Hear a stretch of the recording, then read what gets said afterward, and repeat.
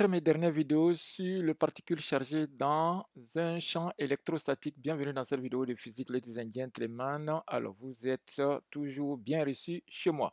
Alors, c'est parti. Donc, j'ai étalé en long et en large donc dans la première vidéo donc l'étude dynamique qu'on a eu à faire jusqu'à ce qu'on puisse faire sortir la formule vectorielle de l'accélération. Donc, si tu as des trous de mémoire, je t'invite à aller regarder la première vidéo. Donc, en résumé, on a trouvé donc le vecteur accélération après l'étude. Voilà, tout est parti de la deuxième loi de Newton. Voilà, ça, notons bien que nous sommes en physique. Après, j'ai fait sortir donc la vitesse, la loi horaire de la vitesse, d'accord, donc avec ses composantes. En fait, pour ce que j'ai fait pour chacun, pour chaque vecteur, vous voyez, quand je détermine un vecteur, je détermine ses composantes en même temps. Vous voyez, accélération, voici ses composantes horizontales et, horizontales et verticales. Voilà. En gros, selon l'axe des X, selon l'axe des Y, il faut comprendre comme ça en français facile. Voilà. Ici aussi, pareil. Donc, à partir de l'accélération, j'ai tapé dessus en faisant sortir, en passant par l'intégration, vous voyez, jusqu'à ce que je trouve la formule de la vitesse. Dès que j'ai trouvé la formule de la vitesse, même chose avec toujours dans la vidéo précédente. Donc, je suis en train de résumer pour le moment. Donc, j'ai déterminé les composantes du vecteur vitesse. Et j'ai continué ma route aussi, même chose à partir du vecteur vitesse. Je suis donc passé par l'intégration avec la détermination des constantes initiales, puis et tout. Bref, voilà, tu auras tout compris. En tout cas, je t'invite à aller regarder la vidéo précédente pour plus de détails. Ici, c'est le résumé vite fait. Et j'ai donc trouvé les composantes du vecteur position OM. Donc, X égale Y égale. Alors, ce qu'on va faire aujourd'hui, simple. On va donc partir de ça directement. On va trouver ce qu'on appelle l'équation de la trajectoire. Alors, pour trouver l'équation de la trajectoire, c'est simple. Je pars d'ici et je trouve T. Enfin, il faut juste éliminer T. Donc, je vais chercher ici T. Voilà, tac, tac, tac, tac, tac. Voilà. Je pense que je vais me mettre en bleu pour aujourd'hui. En bleu. Voilà. Il y a trop de trucs écrits en noir. Donc, ici, vous voyez, donc je cherche comme on appelle T. Ça veut dire quoi? Que T égale à X sur V0. Donc, je viens ici chez Y là. Vous voyez, je remplace T par son expression. Donc, j'aurai égal à moins valable celui de Q sur 2M T carré, au lieu d'écrire T carré, je mets juste X carré. Vous voyez, X carré sur V0 au carré. Vous voyez, n'oubliez pas ici, c'est V0. Donc, je mets directement tout ça là sur V0 carré. De sorte que vous voyez, ça me fait, c'est sous la forme de Y égale à AX carré. Or, AX carré, c'est une parabole. On est d'accord, c'est l'équation d'une parabole. D'accord, donc ici, c'est pourquoi, dans l'équation de la trajectoire, vous voyez, c'est pourquoi la trajectoire de la particule définit une parabole. D'accord, maintenant, ce qu'on va faire aujourd'hui, un deuxième challenge, on va essayer de chercher la vitesse ici à la sortie. OK? Quelle est cette vitesse-là? Cette vitesse-là, vitesse à la sortie ici, là. Voilà. Quelle est cette vitesse? N'oubliez pas, c'est simple. Cette vitesse-là que vous voyez, OK, a une composante horizontale et une composante verticale. D'accord? Donc, je vais chercher directement la tangente. En gros, pour que vous compreniez la vitesse que je cherche à calculer, là, cette vitesse-là, tac, tac, voilà, je me mets. Donc, cette vitesse, elle est comme ça. On est d'accord? Elle est comme ça. Elle est comme ça, d'accord, penchée comme ça. Donc, ça veut dire qu'elle a une composante horizontale. Donc, on va appeler sa vitesse à la sortie. Donc, au point S, on va appeler le point là, c'est-à-dire ce point qui est là, on va l'appeler le point de la sortie ici. Voilà, c'est en ce point qu'il sort. Voilà. Et on va faire pareil sur quand il va venir RT l'écran. Pour le moment, concentrons-nous sur ça d'abord. Donc, ici, je viens donc dans l'écran numéro 3. Ça fait donc vitesse à la sortie, son X. OK, on va parler en français facile. Vitesse à la sortie, attention. Vitesse à la sortie, son X. Et là, même chose ici, composante rotatoire, donc vitesse à la sortie, son Y. Voilà, je vais parler comme ça en Nushi. Voilà, ici, l'angle, on va l'appeler bêta. Vous voyez, c'est simple. Dès que pour chercher l'angle bêta, je peux chercher juste tangente. Donc, si je fais tangente en bêta, ça me fait quoi? Ça me fait donc, comme on appelle, sinus sur cosinus, côté opposé. Donc, ça me fait vitesse à la sortie, son Y. Ou pas plus tard, je vais le mettre en valeur absolue. Et vitesse à la sortie, son X. Voilà, c'est ça la tangente. Côté opposé sur côté adjacent, ce sera égal. Alors, ce qu'il faut savoir, comment je trouve la vitesse à la sortie, le X? Alors, si je viens ici, regardez, ça, j'ai tous les détails ici sur la vitesse. Vous voyez tous les détails. Donc, ici, le problème, c'est le T que je ne connais pas. C'est le T. Donc, qu'est-ce que je fais? Je vais d'abord venir chercher le T et je viens remplacer ici par sa valeur. Alors pour le X, il n'y a pas de souci. Donc pour le X, là, il peut écrire. Donc à la vitesse, son X, là, c'est toujours V0. Là, il n'y a pas de souci, c'est toujours V0. Vous voyez, vitesse en sortie, son X, c'est V0. Puisque la vitesse, l'abscisse de la vitesse ne change pas. On est d'accord, regardez, c'est toujours V0. Peu importe la position, c'est V0. Maintenant, c'est ici le problème. Il y a le temps qui est là qui me gêne. Il faut que je cherche le temps. Qu'est-ce que je fais? Je vais donc dans la loi horaire, ok? Dans la loi horaire, ici. Je viens donc dans la loi horaire, ici, là. Vous voyez?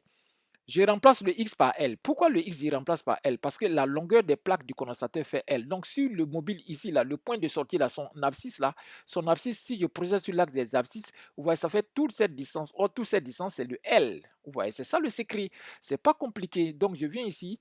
Je précise, donc là, vous voyez, attention, je vais venir là, c'est la vidéo numéro 3, je crois. Non, ici, 2. Voilà. Donc ici, qu'est-ce que je vais faire? Je vais chez X, je remplace le X par L. Vous voyez, j'aurai quoi? T égale à L sur V0. OK? Si je remplace le X ici par L, j'aurai T à la sortie, puisque le L, c'est l'abscisse à la sortie. Donc, j'aurai T à la sortie égale à L sur V0. Donc, je prends ce résultat, je viens ici. L sur V0, là, je viens là. Vous voyez? Je viens donc chez la vitesse, comme on appelle, les identifiants de la vitesse, là, pardon. Voilà. Attention, j'ai tellement de trucs ouverts. Où se trouve V0, c'est ici. Voilà, vous voyez? Donc, ici, je vais remplacer le T là par L sur V0. OK? C'était lui seul. Puisque j'ai vu ici que en remplaçant ici juste le x par L, j'aurai donc T à la sortie égale à L. Donc je mets ici T à la sortie. Alors attention, je vais écrire pour que vous voyez. T, attention, attention. Donc T à la sortie, c'est égal à L sur V0. On est d'accord? T à la sortie. C'est-à-dire, si je remplace ici x par L, qui était. La sortie, là, son abscisse, c'est L, la longueur des plaques du condensateur. Donc ça fait L sur V0. Donc je prends ce résultat-là, je viens ici. Je remplace donc le T par L sur V0. J'aurai donc quoi? VY égale quoi? Donc VY à la sortie, vous voyez, donc VY à la sortie, donc VSY égale, ça va me faire donc Q, M, E, vous voyez, je remplace le T par L sur V0 comme je l'ai trouvé. Vous voyez, donc ça fait Q, E sur M, L sur V0. C'est ce que je viens de calculer ici. Donc j'aurai là, j'aurai donc Q, puisque j'ai mis en valeur absolue, donc je laisse tomber le moyen. C'est pour éviter de travailler des nombres négatifs. Donc j'aurai ici valeur absolue de Q. Voilà, j'aurai donc valeur absolue de Q, M, E, voilà, L, V0, voilà, divisé par ça. Voilà, donc vous allez trouver un nombre, ok? Vous allez trouver un nombre, blablabla. Bla, bla, bla, bla. Après, vous faites seconde fonction tangente. Donc, vous faites arc tangente. Voilà, sur votre calculatrice, arc tangente de bêta et ça va vous donner l'angle en degrés. Donc, voilà ce qu'il fallait faire. Pareil pour l'écran E. Pour l'écran E aussi, c'est simple, vous allez chercher le X. Pour l'écran E, vous allez remplacer le X par quoi? Donc, quand ça vient frapper l'écran E, le X là-bas, là, quand ça vient frapper l'écran E, le X égale à L sur 2 plus la distance D. Pourquoi? Parce que je vous ai dit ici que vous voyez l'écran est placé à une distance D de la moitié des plaques. Donc, le X ici, d'un point, le point qui est là, son abscisse, ça va faire quoi? Ça va faire L sur 2, vous voyez, L sur 2 jusqu'ici, plus la distance D. Donc, c'est ce L sur 2 plus D que vous prenez. Vous venez donc ici. Voilà, vous venez là, vous voyez. Vous remplacez donc le X là. Non, attention, pardon, ici. Vous venez ici, donc le X qui est là. Quand on avait remplacé par L, cette fois-ci, vous ne remplacez plus par L. Vous remplacez le X lui seul par ça, comme on appelle L sur 2. Attention, attention. Vous remplacez le X lui seul par L sur 2 plus la distance D. Donc, vous aurez L sur 2 plus la distance D égale V0 fois T. Vous voyez, vous cherchez le T. Ce sera le T de l'écran. Ça, ce n'est plus le T à la sortie, c'est le T de l'écran. Donc, T de l'écran égale à L sur 2 plus 2, L sur 2 plus D divisé par V0. Vous voyez, ça, c'est vous trouvez le T de l'écran. Donc, vous venez maintenant dans ici, vous remplacez ici maintenant par L sur 2. Donc, vous voyez, vous aurez donc V pour l'écran. Voilà. Donc, pour vous détailler, ici, donc ça, ce qu'on a fait ici, ça, c'est pour la sortie. Et ça, maintenant, on est sur l'écran. Voilà. Donc, vous aurez donc VS. Y, alors VP, Y, puisque l'écran c'est le point d'impact, ça va faire donc valable celui de Q, M, E, et ici à la place de L, vous aurez donc L sur 2 plus D, puisque c'est ça qu'elle a donc sur V0. Voilà, vous voyez, vous remplacez le T là par ça, ce qu'on vient de trouver, et vous trouvez VY. Vous voyez, donc vous avez VY, vous avez V, V ne change pas, c'est toujours V0. Vous faites la même chose, vous venez chercher aussi la langue tangente, ok? Vous venez chercher tangente ici avec la même chose et vous trouvez cet angle. Lui, son angle, par exemple, on peut l'appeler bêta. Ok, donc quand il vient frapper ici, là, vous voyez, donc on va appeler ça VP. Donc VP aura sa composante VP sur X et on aura la composante VP sur Y et vous avez votre angle ici. Vous pouvez l'appeler, là on appelle bêta, vous pouvez l'appeler ici gamma et vous calculez et vous vérifiez est-ce que les deux angles sont les mêmes. Je vous laisse en commentaire me dire est-ce que pour vous, quand vous calculez ou bien par raisonnement mathématique ou physique, pouvez-vous me dire si les deux angles sans même calculer, les deux angles sont les mêmes. Voilà un peu la physique. Donc, j'espère avoir été clair et j'espère que tu as appris beaucoup de choses durant cette série de vidéos sur la particule chargée dans le champ électrostatique.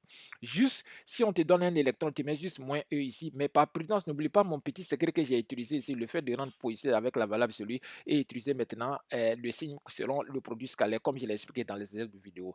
Abonne-toi si ce n'est pas encore fait. Je fais des formations pour conduire les élèves vers le succès et apprendre aussi aux gens qui sont en reconversion, aux étudiants, à tout le monde à apprendre à programmer. Si ces thématiques t'intéressent, n'hésite pas à me rejoindre dans mon Discord et à commencer les formations. Cette vidéo est terminée.